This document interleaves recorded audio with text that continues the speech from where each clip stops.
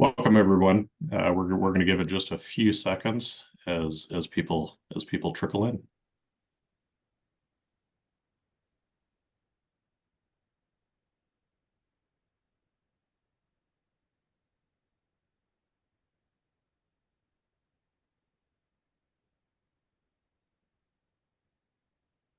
All right.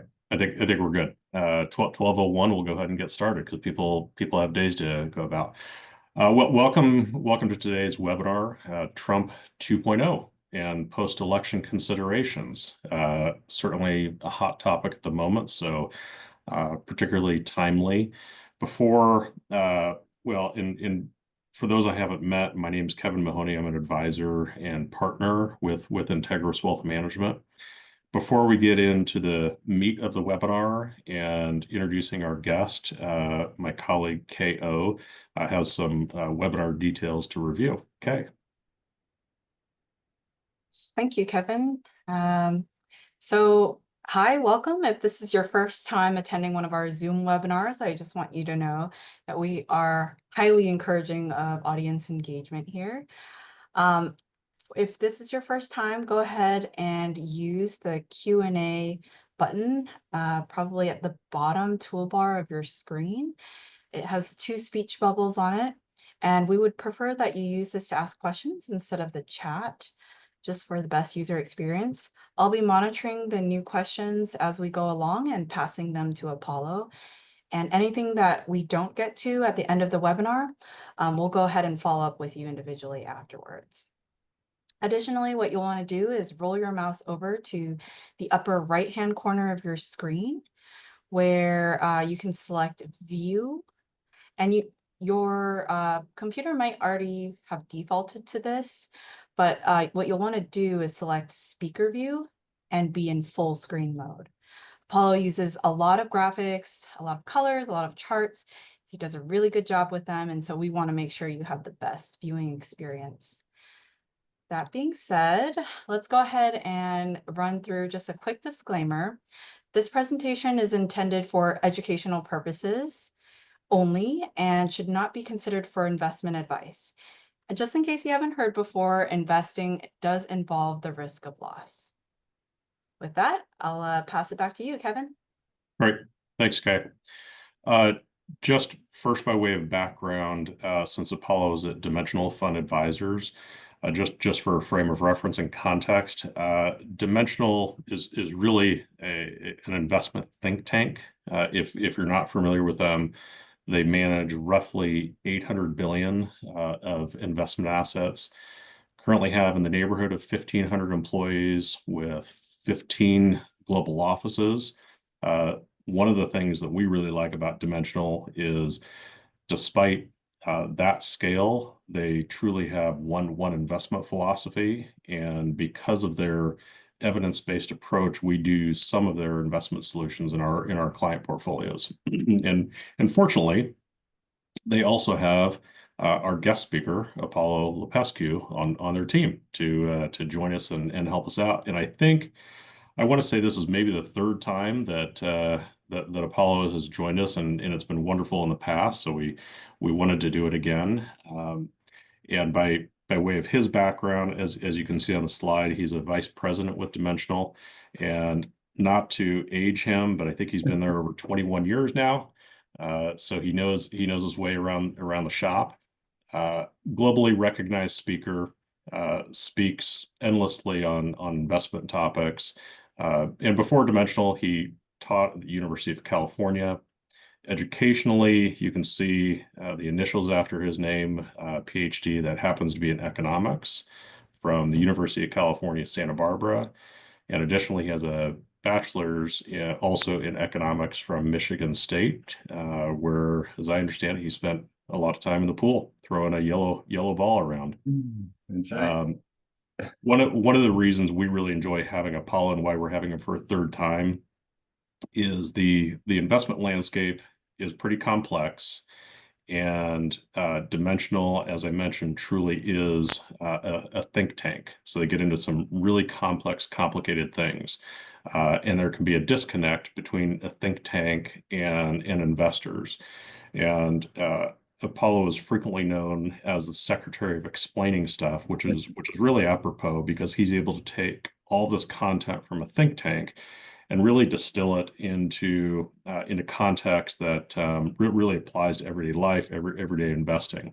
And he's really able to do that translation. So Apollo, thank you very much for joining us again. We appreciate it. Kevin, thank you so much for the invitation to come back, and thanks to everyone for taking the time. I really appreciate it. It's always great fun talking to you. So look forward to our conversations today. Yeah, well, and I don't know that we could have timed this any better, because this webinar is effectively introducing the elephant in the room. Right. Under this new administration, there has, and I will say, regardless of one's political bent, there just has been a lot of change already with this administration. And we know that there's potentially a lot more change under this administration. And again, regardless of anyone's perspective on it, it's just been a lot, and it's kind of hard to anticipate what's going to happen. It's a little bit unpredictable. And it's generally believed that the market doesn't like change, it doesn't like Right. uncertainty, and there are enough policy changes that it ends up being pretty difficult to tease out how the economy, how the markets are going to come out in the wash with all of this. So first and foremost, we'd love to hear your perspective on just how we should be thinking about all of this and what we should be doing with the information. Yeah, and you're absolutely right. I mean, there's a lot of change going on, and sometimes there's a pure chaos of what's going on. So for sure, there's that level of change so quickly is unsettling, and it creates anxiety. And it seems like, it's almost like by design that one issue comes up and you think, oh, that's pretty big, and then boom, it's kind of like the next day it's another one, So it's almost like overwhelming that you don't even get to absorb and really think about one thing. That here comes another and another. And frankly, Kevin, politics is just incredibly interesting, and I'm not sure that that ought to be the topic, like politics by itself. But rather, what I want to start with is distinguishing between two different things. One are the policies that are impacting us in a more emotional way, because they have to do with kind of how we feel about the world, and how we feel about ourselves. And it touches our deeply held beliefs, our core identity. And a number of these policies, whether it's about migration, whether it's about diversity and inclusion, whether it's about giving in to Putin and abandoning Ukraine. There are a lot of these very emotional issues that are top of mind, that certainly impact our world. And the reason I want to distinguish those, because they're really emotional. And the question is, to what degree can we separate that from the second type of issues, which are much more pragmatic, and they have to do with impact on businesses and the stock market. And a lot of these issues that I talked about, the diversity inclusion, or Ukraine, or you name it, like whether we like certain types of policy towards certain people, those tend to be more emotional than having a hugely meaningful impact on companies and the way they operate. So I want to acknowledge those emotions, and what I think it's interesting is I don't want to touch on that side, because probably on this call there are different people with different views, and within the same family you probably have different views, but those are more opinions as it relates to the emotional issues. What I want to touch and focus on is the part that has to do with business, the economy, and the stock market. So one thing that we see that's quite interesting is that these companies in which we invest, and basically investing into a company means that you own a part of the company. And the reason that you want to own a part of any business is because now you are entitled to some of the earnings that the company has. If you're a part owner, you partake into the profits of that particular company. And I think what's so interesting is that the question that the market is asking is, to what degree are these particular policies impacting the company's ability to generate profits and conduct your business? And what's so fascinating is that between the election and when President Trump came into the White House, I think there was a degree of enthusiasm around deregulation and perhaps lower taxes, and that propelled the market to go up. And you heard about the run-up after the election. And once he kind of came in the White House, there was a realization that all the stuff that he talked about, like tariffs and trade wars and all that, he wasn't just kidding about it. He actually was actually going to do it. And then all of a sudden you saw the market coming back down. But what's interesting is that by and large, this market today is not vastly different than what we started at the beginning of the year. It's roughly flat. It might be up 1 or 2% any given day, or down 1 to 2%. But it's not vastly different. So the market signal is like right now, it's like we started with a lot of enthusiasm. A lot of that enthusiasm is kind of dissipated because of the talk of tariff and trade wars.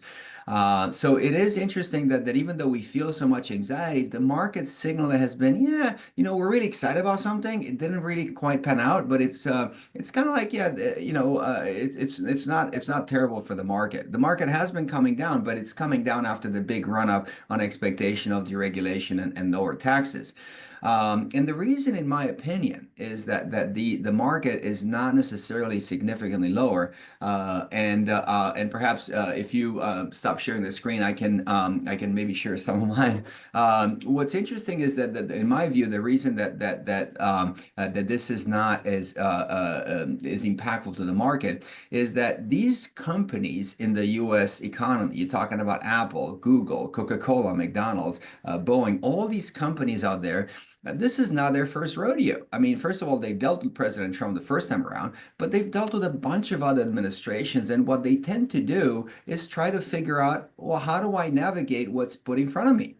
And if you look at the Biden administration, diversity and inclusion was a big initiative. And a lot of these companies, all of a sudden, like, let's get those boards up and running. So they had diversity and inclusion boards. And now President Trump comes along and saying, no, diversity and inclusion, that's not a good idea. So let's toss those boards out. And that's exactly what the companies are doing. And one interesting quick nugget is that one of the major things that he heard, again, it gets swamped with all the other noise, was that President Trump tried to rename the Gulf of Mexico. And in fact, if you go on Google Maps and you type in Gulf of Mexico, what comes up is exactly this. It's basically you type in Gulf of Mexico, and then below it kind of shows this Gulf of America. And that is if you are in the US. But if you are in Mexico and you type the same thing, what you see is still called Gulf of Mexico. And then if you are all around the world, this is what you get to see. It's Gulf of Mexico and in brackets, Gulf of America. So in other words, these companies, they're trying to navigate and figure out, how do I make it work in this regime such that my business activities are minimally impacted. And that's part of the reason that I believe that a lot of the market hasn't reacted overly negatively, because we do see that these companies are trying to figure out, how do I keep my my head on the water and just kind of like go through and navigate whatever's over the next few years. But again, I want to distinguish between the emotional issues and the pragmatic ones. And when it comes to pragmatic ones, these companies are pretty good about figuring out how to navigate these times and make sure they don't get in hot water. And so is it fair to say that you consider that enterprising people and companies will actually be pretty nimble around this, even though it's a little bit of a maze?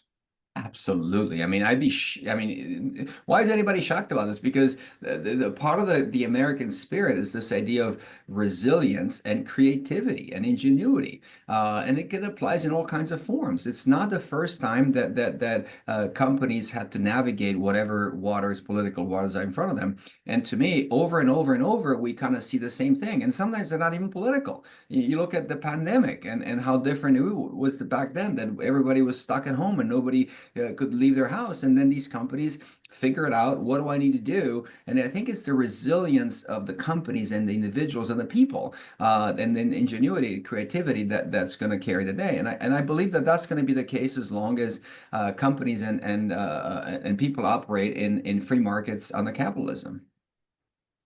And that's not in danger. Nobody's kind of suggesting right now capitalism and free markets are under attack. I haven't seen much of that. And kind of on that note, of course, what you hear every so often, maybe every 10, 15, 20 years, and we are hearing it right now, is that it is different this time. Yep. And I mean, is it in any way in your mind? Yeah, absolutely, it's different. I mean, it is different. I mentioned the pandemic. I mean, how different was it 5 years ago? It is absolutely different today. It's unlike anything else that we've seen in many, many ways. And I think the question to reconcile is, it is different this time. And because it's different this time, does it mean that the old rules don't apply anymore? That whatever we knew about investing and the economy no longer applies because this time is different. So it's about reconciling the two. And to me, again, I keep going back to the pandemic because I don't know if you remember, Kevin, there was a show called The Queen's Gambit. That became really popular in the pandemic, and one of the things that he prompted me to do is pick up the phone and download the chess app. And as I downloaded some chess app, I start playing. And one of the things that I realized is that as I play more and more games, not any two games end up in exactly the same position. You know, every game ends up in a completely different position, a different situation that I haven't seen before. And that's part of the fun of playing the chess. The games don't end up in the same position. And as I thought about this, perhaps the world is the same way, that every situation is different than it was before. And yet, at the same time, in chess, there's a fundamental premise that stays the same. And that fundamental premise is that you have 64 squares, you got 16 pieces on each side, and that fundamental premise doesn't change. So then the question is, what is almost like the chessboard of investing, that premise that doesn't change? And to me, that premise is kind of what I mentioned earlier, is that these companies, they operate in free markets, and as long as they're allowed to pursue opportunities, they're going to try to find a way to make it work in whatever situation, whatever environment we might be in. And I was talking to my mother, and she's 90 plus years old, and she was telling me, like, if you think this is different, to her, the time that always in her mind would be the most different time is World War II, because that was just, she said, she lived in Europe at the time, and she said it was horrific. Like, it was just as bad as it gets. Millions, tens of millions of people dead and cities destroyed. And I was curious to see, kind of like from an investor perspective, during a truly different time, how did the market react and how badly did it get? And if you go to September of 39, when Germany invades Poland, and to the end of 1945, to the August of 1945, when Japan surrenders, and you look at the experience of an investor in the S&P 500, a measure of the U.S. market. What's remarkable is that during the 6 years of war, probably the most horrific time in modern history, $1 would have pretty much doubled during the 6 years of war, doubled in 6 years, despite the war. And we know that the U.S. got attacked in December 41. So if you look at the full years of war, 42, 43, 44, and 45, in every single year, the U.S. market went up. So I think it's quite remarkable if you think about it. We had this incredibly a negative event, as different as it can get, and somehow the market powered on. And this is not to say that war is good for business. That's not what I'm suggesting at all. But rather, what I'm suggesting is that when a situation like that happens, companies will find a way to adapt and be resilient and be creative. And what you saw back in those days was that Cadillac, when they couldn't sell their cars, they put the engine into a tank and they sold it to the government. There was a Cadillac tank. I'm not sure it had power windows and leather seats, but that's a Cadillac tank. Ford, instead of making the Model T, it was making airplanes. And when you think of the build Ford tough, that's not the F-150. The toughest Fords ever built were the tanks that they actually made and sold to the government during World War II.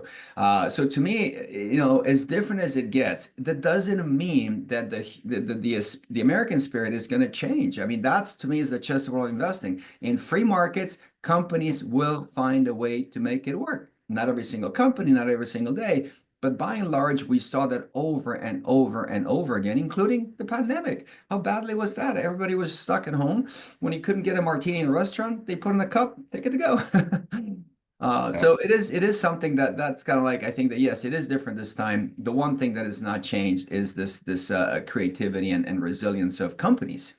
sure. Okay. So and headlines don't necessarily uh, correspond to what the market's here to do. It can be scary out there, but that's separate from what we expect from markets. Absolutely. Absolutely. You got to think like none of these companies are just going to sit there and cry about it. They're going to figure, okay, how do we deal with this? What consultants do we hire? How do we lobby and how do we make things work? And that's I don't think that's going to change. I think that that premise is going to be the same. So the headlines that you hear, they're scary, they're emotional in nature, but when it comes to the actual operation of businesses, it's not really as impactful as one believes. Sure, sure. Okay.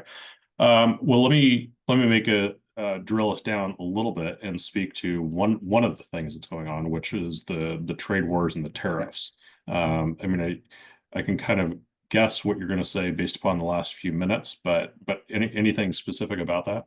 Yeah, so let's talk about tariffs because that is the big news, and one can argue, little buddy, listen, tariffs. How come tariffs will not impact the businesses? It seems like pretty obvious that there will be an impact on businesses out of these policies. You're saying that none of this matters to companies. That's not what I'm saying at all. I'm just suggesting that companies will find a way to navigate whatever times, and tariffs actually could be something that might be disruptive. So let's start by analyzing exactly what are tariffs and how do they work. And I'll take an example. I love maple syrup. I mean, I had some this morning. I go by to Costco, and I'm going to illustrate with this maple syrup in Costco just to kind of get the intuition behind it. So if Costco, which is we all know the retailer, wants to put maple syrup on the shelves, they have to find it somewhere. And it turns out that the majority of the maple syrup is made in Canada. So they go to Canada. There's a producer there that has maple syrup, and Costco said, "I'd like to buy it." The producer says, "I'll sell it to you for, let's say, $20." And then Costco says, "Great, I'll take it." And then they have to add a few dollars for their warehouse, employees, their profit margin. So let's say they tack on another $5. So now you see it on the shelf at Costco for $25, the 20 from the producer that they paid, plus the $5 that they need to cover their expenses and generate a profit. And then you go pick it up as a consumer for $25, you put on pancakes, great, everything's awesome. Now, President Trump announced there's 25% tariffs on everything that comes from Canada. So what happens then? Well, Costco goes to producer and says, "Listen, now me, the importer, the company that brings in the product, I am legally responsible to send the government 25% of the value of what I bring in as a tax, which is called a tariff." So if $20 the value of the maple syrup, 25% of that is $5, a quarter of that, so it's $5. So Costco, the importing company, is the responsible party to send this tax over to the government in DC. So they say, "I need to send $5, but where's this $5 going to come from?" Well, Costco can go to the producer and say, "Listen, I got to send $5. Help me out here." But the producer says, "Listen, we make most of the maple syrup in Canada. If you don't like it, $20 is what I'm going to sell you for." So Costco might not have a choice and have to pay the $20.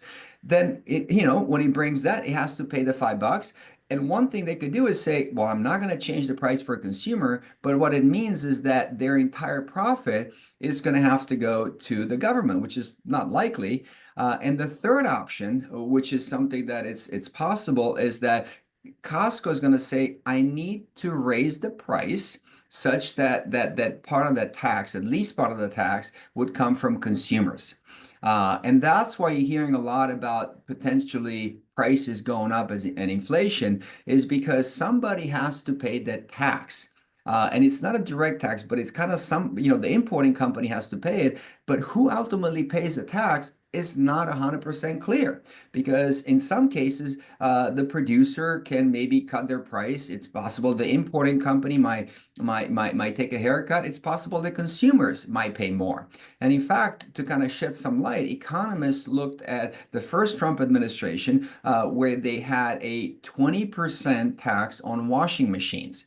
And here's what they found. What they found is that from the 20%, 12 out of the 20%, so more than half, was passed on to consumers. The price of washing machines went up, and about the rest of 8% were split between the producers taking a haircut and the importing company taking a haircut. But the majority was passed on to consumers. So, you know, that's how much is, what's the split between these three entities? The producers, the consumer, and the importer. It depends on where things are made. If most of the things are made abroad, the importer doesn't really have a lot of leverage. But if mostly is produced in the US, then they can say, well, I'm not going to buy from you, and I buy from domestically. And then the producer is more likely to take a bigger haircut. But by and large, a lot of the products are made abroad. And the economists are suggesting that it's quite likely that a lot of products will go up in price, and that will basically be a tax that we will all pay to the government, even though it's going funneled through the importing company. So that's what the tariffs are. So quick, why do we even have tariffs? I think it's an important question, and it goes back to the formation of the country. And back in 1776, Kevin, what's interesting is that 90% of the government budget came from tariffs. It was the biggest way to raise money for the government, and it was exactly the same up until the Civil War. And the Civil War is that's kind of roughly want to introduce the income tax. And the income tax replaced the tariff as the primary source of income for the government. Today, just so you know, folks know, it went from 90% back in those days to less than 2%. Less than 2% comes from tariffs. It's a small portion of the federal budget. And after the Civil War, the second reason wasn't revenue that we had tariffs, but rather it was restriction, that we wanted to restrict trade. We wanted to protect jobs and protect industries that might have been strategically important to the US. And that was sort of the second main reason up until about World War II. And after World War II, what's fascinating is that the third reason was something called reciprocity, that we want to kind of have the same tax rate as other countries tax us. But what's fascinating is that over the past 80 years, the reciprocity meant that if you're not going to charge me a tax, I'm not going to charge you a tax either. And that encouraged free trade. And we've had, all the economists agree, pretty much everybody agrees, that free trade was incredibly beneficial for the society at large. That a lot of us benefited in ways large or small from free trade. The trouble is that when you have this free trade, pockets, communities might get devastated when jobs leave. And that's exactly what happened. Certain communities really were devastated, jobs were lost. And even though the society as a whole benefited, these groups were very vocal. And politicians started to pay disproportionate attention to these voices because they're so vocal. And that's why you hear tariffs coming back roaring again. But all of these three reasons, revenue, restriction, and reciprocity, they're being invoked today. And the challenge is that you know, it's not a big part of the government budget, so revenue is never going to be a meaningful thing. And reciprocity, again, you got to be careful there because we have built 80 years of a global economy built on free trade. And just to kind of give you like how just if you think of the iPhone is supposedly made in China. Well, it turns out that 90% of the parts come from Germany and the US and Taiwan and Korea. And at that point, it's like not much of it is actually made in China. So it is something that we want to consider. That it's global trade has been the case for 80 years. It's kind of hard to put the cat back in the bag. So that's kind of the reasons why we have trade. But what does it actually mean to you as an investor? And this is where it gets interesting, Kevin, because what we are seeing is that two things that are hugely important for investors. Number one is that the stock market participants, they do tend to pay attention to these policies, and they tend to price them in even before they get implemented. And as an example, you can look at a situation that happened in the first Trump administration, which are tariffs on steel. And there's a company that carries the name of the industry, United States Steel Corporation. And if you look at the price per share back in those days, what you saw is that that stock price was kind of in free fall, lost about half its value in a fairly short time. And then the expectation of a tariff started to come along, and people are talking about the administration perhaps imposing a tariff. And on that expectation, before there was any clarity whatsoever, you saw the stock price going up and up and up. But there was no certainty, there was no clarity that we're going to have a tariff. And what's so fascinating is that they did come in March of 2018. But by the time the announcement was made, that was ancient news for the market, because the market, in expectation of a policy, already adjusts the price of a stock. And that's important for all of you to know, because when you're talking about these trade policies and all that, and what does it mean to the market, whatever implications were already priced in long ago, because everything moves on expectation rather than waiting for the actual announcement. But the second major important element for investors to know is that the tariffs are not the primary driver of performance. Because if you look at United States corporation, between the time when the tariffs were announced and the time when the administration lost the election in November of 2020, this is what happened to U.S. Steel. It lost the vast majority of its value, despite having the backing of the government. If you think that that's the primary driver of performance, then the stock should have gone up, but it didn't. It went the other way because there are other considerations like, the product itself, strategy, how they execute, competition, all these other things that might matter. And it's not just only for the one company. If you look at the first 4 years of the Trump administration, as you said, 1.0, Trump 1.0, pretty much it seems like every single day there was another announcement of tariffs and trade wars and blah, blah, blah. And how damaging can that be to the stock market, having this continuous flow of trade news? If you look at the S&P 500 for the 4 years of the first Trump administration, $1 would have increased by about 80%. $1 grows to $1.80, so 80% growth on your money in 4 years, which is really nice, despite all of these announcements and all these trade wars. And if you remember one country that really tried to punish and put our wrath into it and making sure that they're the ones suffering the most was China, and really try to impact China's economy. So as an investor, perhaps the question is, great, okay, US might not be as impacted, but I really have to pay attention to the direction of these tariffs, because those economies are certainly going to be impacted. And there's no doubt that to some degree the Chinese economy was impacted by tariffs. And if you look at the Chinese stock market over the same 4 years, it did not go up by 80%. The Chinese stock market, in fact, went up by 100%. It doubled in value, despite being at the receiving end of these tariffs. If tariffs were indeed the primary driver of market performance, why would the Chinese market do better than the US? And the US did well to begin with. And it's fascinating because even like up until a few days ago, when I looked at the market performance in the US, was down about 1 or 2%. It wasn't that much, about 2% down. But if you look at Canada, our friends to the north, even though they were supposed to be at the very receiving end of a lot of these tariffs, their stock market was up about 2%. You look at Mexico, it was up about 4%. Germany, this year so far was up about 16%, and China, and we talked about China, it was up about 20% up to the same moment in time. So it is interesting that when you look at the numbers, when you look at the data, you don't see that direct relationship between tariffs and either the good or the bad performance of the market. And because of that, what we suggest to folks is not to trade based on tariffs. That's one of the many variables that impact the market. It just doesn't appear to be a primary one, either in a positive or a negative way. So I guess it's really just the same old story, is that there's no predictive power No, in no. the things that we that are easy to latch onto. I mean, not only for the market, but even for companies, it's so hard, or for industries. Kevin, have you heard of the chicken tax? A chicken tax? Yeah. No, hit me with that.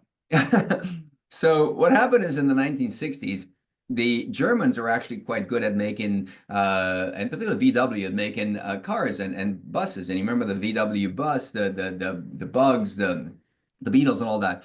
And they would ship a lot of them to the U.S. And at the same time, the American farmers are very good at making chicken. And they would freeze it, put it on the boat, send it to Germany. And the chicken severely undercut the German farmers. So the German farmers, they got all these sense, and they went to their parliament and said, "Listen, this American chicken is killing us. Do something about it." And the Germans said, "Oh, well, what can we do? Let's put a tariff on the American chicken." And that's what they did to make the local farmers more competitive. But the Americans got also incensed at the same time because we just gave you all the money for the Marshall Plan, and now you're going to tax our chicken? That's not right. So the Americans got a hold of the fact that VW was about to release a pickup truck in the U.S. And they promptly said, okay, we're going to impose a 25% chicken tax. It was called a chicken tax. It is still called a chicken tax on all foreignly made pickup trucks. Has anybody heard of the VW pickup truck? No, it made it in Europe, but it never made it here in the U.S. And what's fascinating is that if you fast forward, 60 years, there are some really important lessons from that spat. The first one is the unpredictable nature that if you think about the consequence 60 years later, is that the U.S. manufacturers have a huge competitive advantage in this very profitable part of the market. And when you think of pickup trucks, what name comes to mind? It's the F-150, it's the Silverado, it's the Dodge Ram, and that is because the chicken tax is still in place today. So that is really important to note, is that the results were completely unpredictable. Who would have thought that when the German parliament put that chicken tax, that would lead 60 years later to the U.S. car companies having this competitive advantage. Number two is that the tax that was kind of started back there, the chicken tax, it's really hard to take away. Once it's in there, it tends to be sticky. And that's kind of like 60 years later, I can't believe that we still have a chicken tax in place based on the spat that happened 60 years ago. The third is that consumers had fewer choices and they probably paid more for pickup trucks. But number four, and I think this is really important, is that companies didn't just sit still. And we talked about the resilience. Companies try to figure out, well, how do I deal with this situation of a chicken tax? And I'll give you a couple of examples. If you look at Subaru, which is a Japanese car company, the way they got around it, they said that we're going to make this car called the Brat. And the Subaru Brat is definitely not a pickup truck because look, it has these two seats both in the back. So they got away and they didn't pay the chicken tax because of these two seats. And even Ford got in the business of making whatever this is, but definitely not a pickup truck, and avoiding the chicken tax. Which kind of goes to that point that I made earlier, is that companies are resilient. Companies will try to figure out a way to negotiate, with what's being put in front of them. Yeah, got it. Well, that's helpful. Thank you. I'll switch directions a little bit and speak to something that we're at Integris particularly enjoying at the moment, which are the international markets versus U.S. versus international, just the concept of that diversification, because we generally speaking have a bit of heavier exposure to the international developed markets than I think most firms do. And that's been a tough topic over the last 10 to 15 years, where the U.S. has really dominated the international markets. Now, of course, the decade before that was the lost decade, where international markets really beat the U.S. But year to date, it's been a nice story for the international markets, in which big broad markets, the international developed markets, are beating the U.S. by roughly 13%.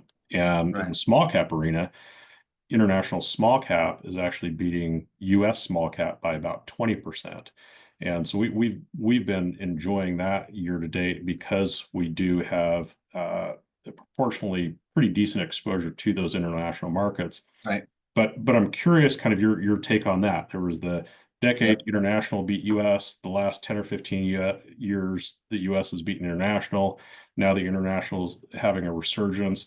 How do you suggest investors think about that diversification and handle it? Well, absolutely, and you're absolutely right. Well, I mean, first of all, before I go to the data, and I think even the data, you've seen enough data for Integris. I want to maybe even take a step back and put forth some what I believe are fundamental principles. And the first one is that we're not really investing in countries, but rather we're investing in companies. And these companies can be based anywhere in the US or they can be based anywhere around the world. And it's not just about what we sell to foreigners, but what's being sold to us as well. And it turns out that as an investor, you could actually have a bit of a deeper look at where these companies are based and what is their value and redraw a world map not based on landmass, but the value of different companies that can be bought and sold in different parts of the world. And if you do this, what's interesting is that you see that at the beginning of last year, the US was the largest market in the world at about 61%. There are about 3,400 different companies in which you can buy and sell ownership in the US. And there are roughly about, I would say about 10,000 plus other companies in other parts of the world in which you can also buy ownership. So the question that Kevin, you asked me, which is a legitimate one, should we put all the money in the U.S. Because we have a strong economy and we had this very good decade of performance? We have these unstoppable tech stocks. We're the largest market in the world. Why would you want to go anywhere else? And I'll start with more of an intuitive answer first. And I'm going to reflect on cars, because I think that if you say I want to invest only in the US, what you say is that I want to own a share of great American companies like Ford, GM, Tesla. That's great. We're going to own a piece of those companies if we invest in the US. And that's great. Now, what it turns out that if you look on the streets, you're not going to see just Fords and GMs and Tesla. You're also going to see some brands like Mercedes, BMW, Porsche, VW. And those brands are owned by companies that trade in Germany. That's German investing. And even great American brands like Jeep and Chrysler, they're owned by a company, Stellantis, that trades in Milan. That is international investing in Italy. We're all familiar with the Hondas, the Toyotas, the Subaru. We talked about that in Japan. And ironically, great British brands, Land Rover and Jaguar, they are now owned by an Indian company. My daughter drives a Volvo, and that brand is owned by a Chinese company. BYD today is the largest vehicle seller of electric cars in the world, more than Tesla. In fact, their revenues topped 100 billion, and Tesla is like at 97. So they got to 100 billion in sales before even Tesla did get there.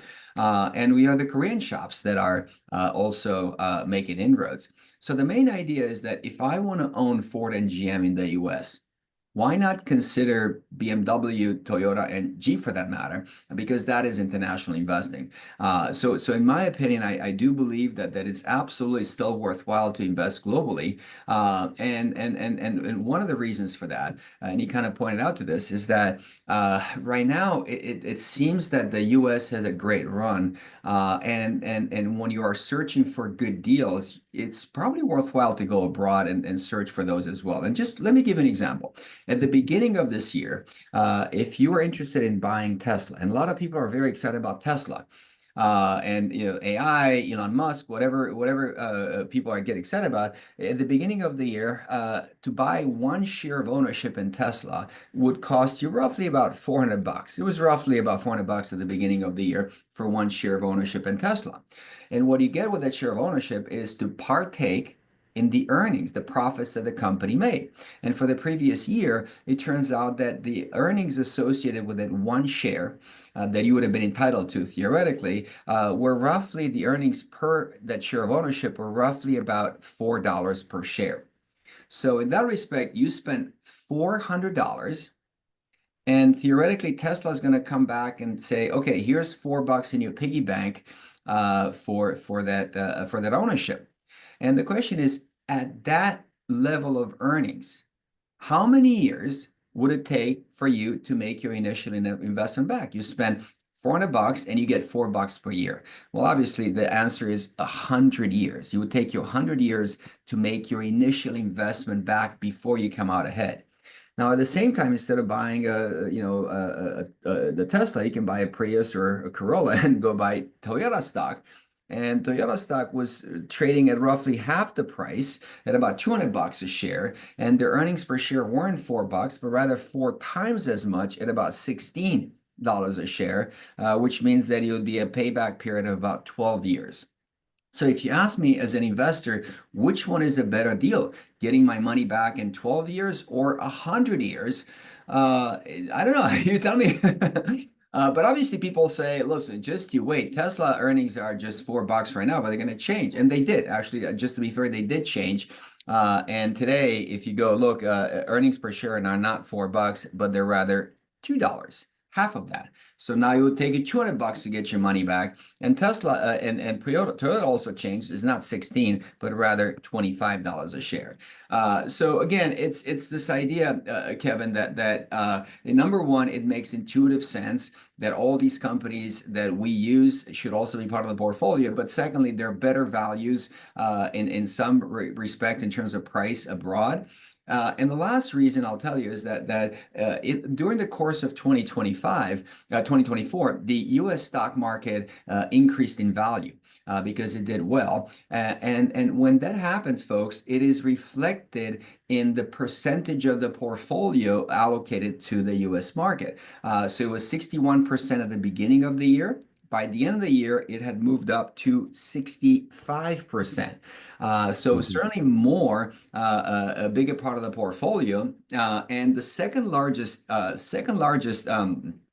stock market would be Japan, and that's less than 1/10 of the value of U.S. stocks, U.S. companies. So we're not talking about piling a bunch of money abroad. It's a diversification play that I 100% believe it's still worth considering, and this year is a great vindication for that. And maybe last thing, Kevin, I'll tell you is I had the privilege the past December to go and travel to Tokyo and meet with Japanese families. And it was remarkable. It was an honor for me. And it seemed to me they're very reluctant to invest in the market whatsoever. And I try to figure out, why are you so reluctant to invest in the stock market? And a story emerged that I think has a lot of relevance for us today. These families started to put money away and invest in the 1980s. And in the 1980s, the Japanese economy was the envy of the world. Actually, my dad gave me a book that said, son, study Japanese because we're all going to speak Japanese. They're going to take over the world. And they own Rockefeller Center, so many golf courses and so forth. And it was built on just whatever it was, the highest technology in the world at the time. The high-tech stocks of the time were Sony with the Walkman and the color TV. You got the Panasonic, the VHS, the VCR, anything that was high tech and in quality in the world. It was all coming from Japan. It was just incredible. They had the technology stocks of the day. They were just unreal. And their stock market over the period of the 80s was just on fire. It did better in the 80s than the US tech boom in the 90s. It increased sevenfold over a decade, which is amazing. And because of that, by the end of the decade, by 1990, the Japanese stock market was actually significantly bigger than the US market. And these investors were saying, well, we have an economy that is the envy of the world. We have these unstoppable tech stocks. We have had an amazing performance over the past decade, and we are the largest market in the world. Why not put all the money into Japan? It made so much sense. And then it took them 30 years to recover. And by no means am I suggesting that's the path of the US market. What I'm saying is things change. And all of a sudden, software and computers came along, and these Sony and all these Japanese companies, they're a little blindsided. They didn't know exactly what to do with it. And by the time they kind of thought it's just too late. They're behind the 8 ball. So because things change, I personally believe it's absolutely worthwhile to keep a portion of your money spread out around the world, just in case the next great technology might come from somewhere else. It's likely going to come from the US, but why not get that insurance just in case? Because that's how those Japanese people felt, pretty much like how US investors feel today. We have a great economy, unstoppable tech stocks, great performance over the past decade, largest market. They had the same experience, and it was still wise to stay diversified. Sure. And if I might say, and I think you would agree, when we look at that Tesla and Toyota example, Toyota from a valuation standpoint, and what seems evident for the future of the company, Toyota seems a lot more appealing. But At the same time, that's not a prediction. And although Toyota looks more appealing, it's hard to know whether Tesla or Toyota will do better. And so our argument would be, since you don't know, you actually want both and you don't want to ignore either. Is that Absolutely. fair?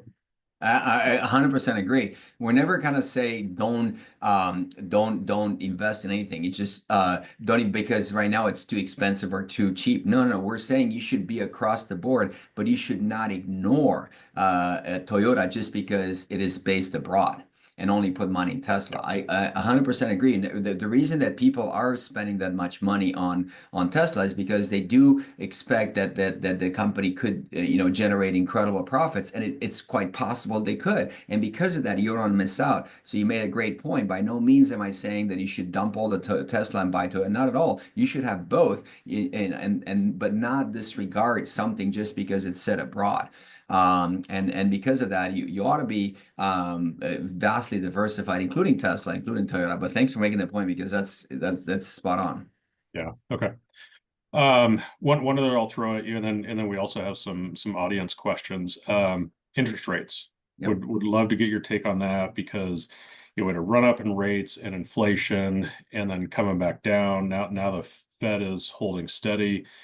How should we be thinking about that? How should we navigate interest rates? What should we be doing? All of that. Typically, when you think of interest rates, they have to do with a form of lending and borrowing that is being used by investors and companies and the government. And in that form, that's called bond investing. And what it basically means is that if I have some money, I can lend it to the government or corporation, and there's a contract that specifies an interest rate that I get on my money, and for how long I get the interest rate before I get my principal repaid and the whole contract is done. So when you talk about interest rates, quite often they relate to bonds. And over the years, research and in the world of investing, kind of when you look at the data, what you find is that there's a relationship between what's called maturity, and maturity is like the length of the contract before the whole thing is called off and you get your principal back, and the interest rate that you receive as an investor, also called yield. And if you deal, for example, with the US government and you give them the money for as short as 30 days, and after 30 days you get your money back plus interest, well, there's a certain interest rate that you expect. And historically, that has been pretty low because you're dealing with the government. It's only a month, not a big deal. But if you wanted to give them the money for a year, so your money's locked up longer, historically, investors, they kind of expected a higher payout. Give me a higher rate because my money's there longer. And it's kind of the same if you lend them the money for 5 years. All of a sudden, the rate that you expect is higher, and similar to going to 10 to 20 years. So what's interesting, if you connect these dots, what you get is something that is technically called a yield curve. And it just connects the dots between the length of your of the contract and when the bond matures and the interest rate that you get.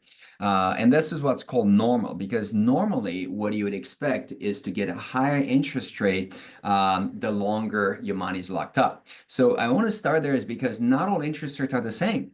It turns out that there are a lot of interest rates, and a lot of it depends on the who's the borrower. Obviously, the more risky the borrower, the higher the rate, but also the length of time for which your money is locked up. And to Kevin's point, when inflation came about, this is like in 2020, 23 or so, 22, we saw two things that were unusual, but not unprecedented. And the first one is that the interest rate on the, what's considered to be short term, 30 days, skyrocketed from about 0 to 5.5% in a very short time. We've seen something similar in the 80s when it went from 0 to 18, so quite a bit more, but it's quite unusual. 0 to 5 it doesn't happen too often, and that was unusual. But the other thing that was unusual is that if you lend the money for a year instead of 30 days, you would get paid less. You'd get paid less if you did for 5 years or longer. So we still had what's called the yield curve, which is the relationship between interest rates and maturity. But in this unusual circumstance, again, not unprecedented, but unusual, it's called an inverted because it's upside down. You don't get paid as much to go for a longer time. So now let's enter the Fed. So how does the Fed play into all of this? It turns out, folks, that the Fed is very limited on the interest rates that it impacts. In other words, there are all these different interest rates, but the only ones that the Fed can impact are the very short term. So they're in this neighborhood, the very short term rates. And what we saw at the end of 2023 is that 3 times around, they start cutting these short-term rates. And what does it mean? What it means to you is that if you are a business owner and you need to take out a loan to make payroll, which are short-term loans, that's really good news. And because you're going to pay less on those short-term loans. If you're a saver who like CDs or money market funds and how much they paid, when the Fed is cutting those rates, it is significantly impacting those products because those need to buy by design these very short-term rates. So 2 things: companies benefited in short-term loans. Secondly, investors, savers are likely going to receive lower rates on their CDs and money markets. But that's the only part of the market that the Fed really impacts. Now, what about the longer one? Let's look at the 10-year, which is the longer one. Is that also driven by the Fed? And just to kind of give you an idea, in the fall of 2023, the rates for 10-year government bonds were roughly about 5%. And the Fed started to cut rates in September of 2024. So if you look at August, this is before the Fed made any move with interest rates. So by August of 2024, what's fascinating is that the 10-year rates had dropped to 3.6%. 3.6 before the Fed made any moves. And then by the end of 2024, what you saw is these rates actually went up to 4.4%. So completely the opposite direction than from what the Fed was looking to do. So it's very clear to me that these rates, the longer term rates, they're not driven by the Fed. And at the same time, they're really important for you and I, because if you look at the long-term history of these 10-year rates, and then you overlay the mortgage rate, for example, what you see is that the baseline, the base of the mortgage rate is indeed the 30-year is the 10-year Treasury. So it is something that you got to pay attention to, because it is really, really tied in together. So then what drives these rates? And what should I expect, for example, for mortgage rates, which are the longer term rates? In my view, and from research that we've done, one of the primary reasons that that this 10-year Treasury rate changes is because of inflation. In September, when we had the presidential debate, and it became obvious that the dynamics won't change, it was about 1.9% on average inflation expected over the next 5 years. But by last month, that had changed to about 2.6%. So there's an increase in expected inflation, partly because of tariffs. And the way it manifested is, if you look at the interest rate or the yield on a 10-year Treasury, it went up by roughly the same amount. And when you look at the mortgage rate, it went up by roughly the same amount. So to me, the story here is that when you look at the longer term rates, what investors want is at least to overcome inflation and be able to buy the same things. So as inflation spiked, expectation of inflation, not inflation, the expectation of inflation over the next few years went up because of tariffs and whatever policies, that translated into higher rates for the government to pay, but also for higher rates for mortgage borrowers. And all of that is what drives the long-term rates. So to kind of recap, the short-term rates, they tend to be impacted by the Fed, but those short-term rates, they have a limited impact on us as individuals, unless you are putting money in CDs or money market funds. And in that case, you're going to see a lower interest on those. But on the longer end, the mortgage rates, the car loans and so forth, those are not driven by the Fed. They're much more driven by the expected inflation. And what we saw, that expected inflation going up, so rates went up. And from here, the big question is, what's going to happen to these? What's going to happen to these to rates going forward? It depends on inflation. If inflation comes down, then it's quite possible that inflation expectation comes down. It's quite possible that they'll come down as well. Sure. Okay. Well, thanks for the perspective on that. We're basically up against the hour. So just in closing, to our audience, thanks for joining us. And sorry we weren't able to get to all of your questions. I wanted to make sure to focus on what I thought would appeal to the greatest amount of people in the broadest audience. But we do have your questions. We will make sure to circle back with you one-on-one to address those. And Apollo, this is kind of like I think financial therapy. Having you speak to everybody, it's there's a lot of noise out there. It can be concerning, it can be confusing, and I think it's super helpful to those that attended just to gain some additional perspective and context to try and quiet the noise and have a better understanding of what to focus on, what not to focus on. So extremely helpful. Thank you for your insights, and as always, really appreciate your time. It's been great fun. Thanks for having me, and thanks to everyone for taking the time to watch the webinar. All right, Apollo, take care. Bye-bye.